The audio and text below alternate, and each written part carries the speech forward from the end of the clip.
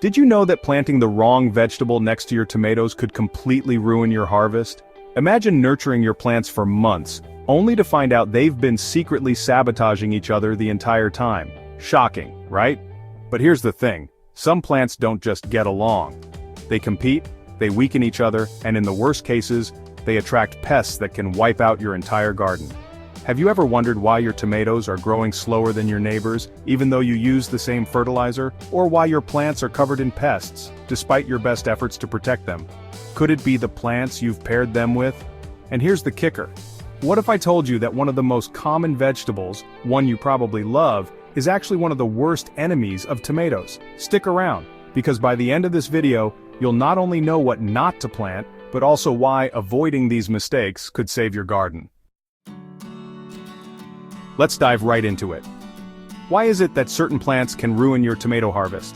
It all comes down to competition, pest attraction, and even the spread of diseases. Here are the worst offenders you should avoid planting with tomatoes, and why. Potatoes and tomatoes might seem like they'd make a great team. They're both staples in the garden and the kitchen, right? But here's the thing.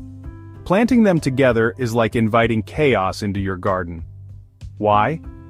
Because they're both magnets for the same pests and diseases, particularly late blight, a fungal disease that can wipe out your plants in a matter of days. Imagine nurturing your tomatoes all season, only to see them shrivel and rot just because they were too close to potatoes. And it doesn't stop there. Tomatoes and potatoes are both heavy feeders, which means they compete fiercely for the same nutrients in the soil. When they're planted too close, neither plant gets the nourishment it needs to thrive. You'll end up with smaller tomatoes, weaker potato plants, and a whole lot of frustration. So, what's the solution? Keep them far apart. Designate separate sections of your garden for these two crops to avoid cross-contamination and competition. By giving each plant its own space, you're setting them up for success, and yourself for a more abundant harvest. Remember, just because they pair well on your plate doesn't mean they're good neighbors in your garden. Fennel might be a superstar in the kitchen, but in the garden, it's a bit of a troublemaker. When planted near tomatoes, fennel releases chemicals into the soil that stunt tomato growth. These chemicals, called allelopathic compounds, are like invisible barriers that stop your tomatoes from reaching their full potential. It's not personal, it's just how fennel grows. So what happens if you plant them together? Well, your tomatoes may look healthy at first, but over time, they'll start to lag behind. They'll grow slower, produce less fruit, and might even look a little sickly.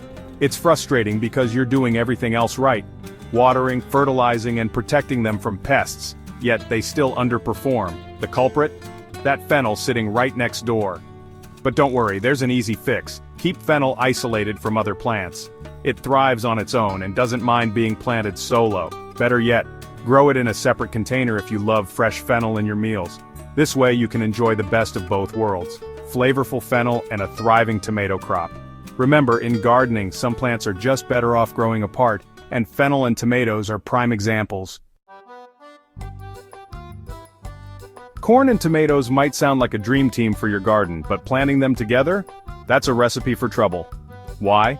Because they attract one of the worst pests for both crops, the tomato fruitworm, also known as the corn earworm.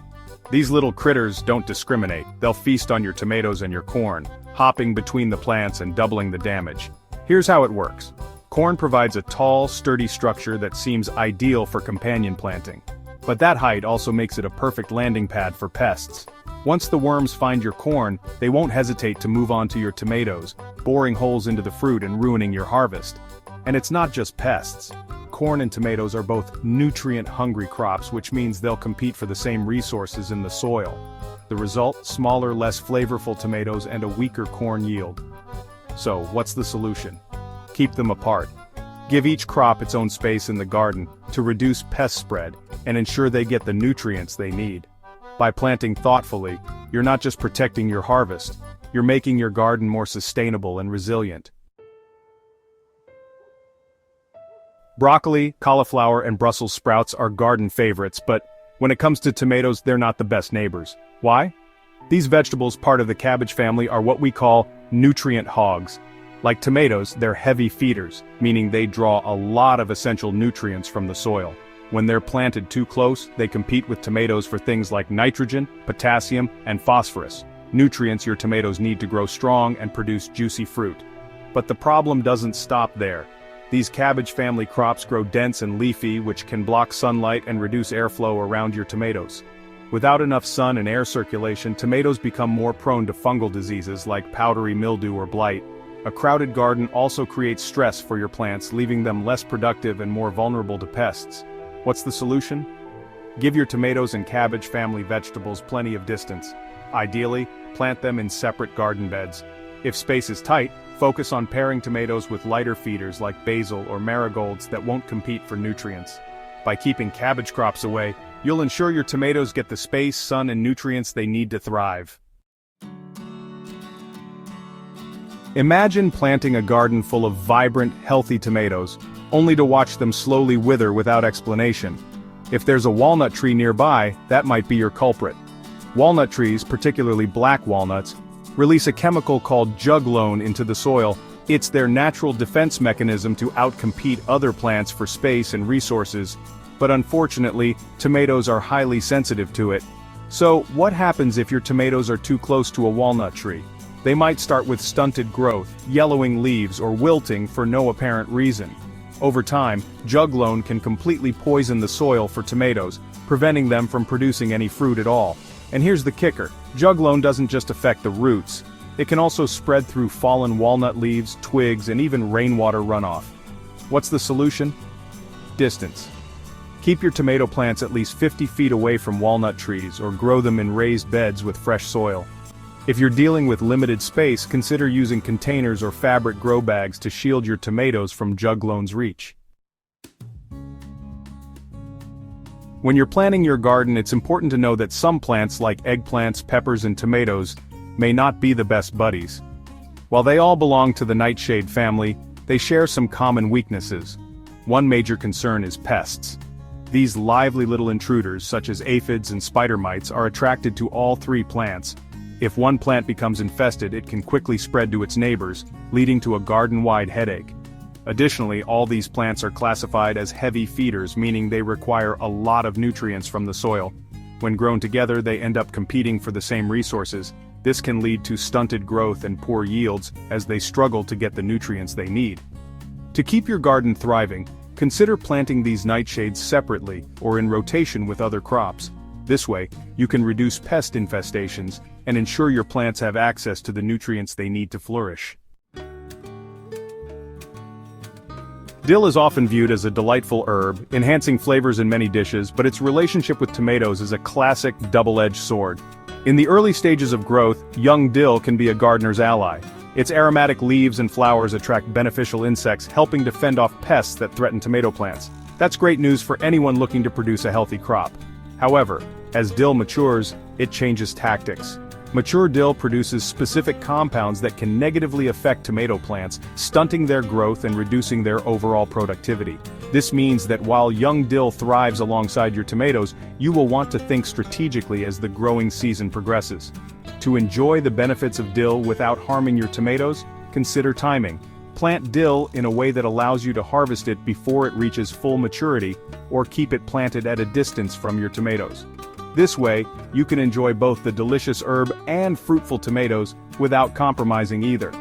By being mindful of dill's life cycle, you can create a greener, more productive garden that thrives together.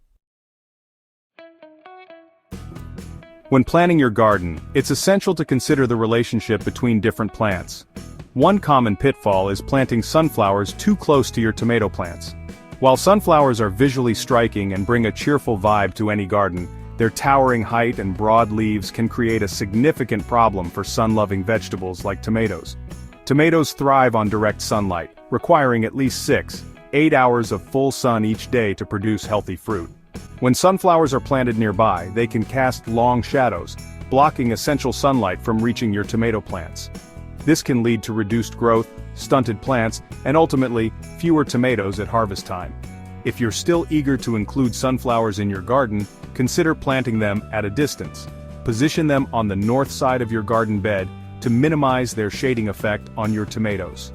Alternatively, You could plant shorter sunflower varieties or companion plants that won't overshadow the tomatoes. When you avoid planting these troublemakers near your tomatoes, you're setting your garden up for success. Healthy tomatoes mean more fruit, fewer pests, and less stress for you as a gardener. And when you make thoughtful planting choices, you'll also help your soil stay rich and balanced for future harvests. Remember, gardening is all about balance. Pairing your tomatoes with the wrong plants can lead to nutrient depletion, disease spread, and pest infestations. But by avoiding these common mistakes, you're already one step closer to a thriving, healthy garden. Now you know what not to plant with your tomatoes, so what will you plant instead? And there you have it, the top plants you should never grow alongside your tomatoes.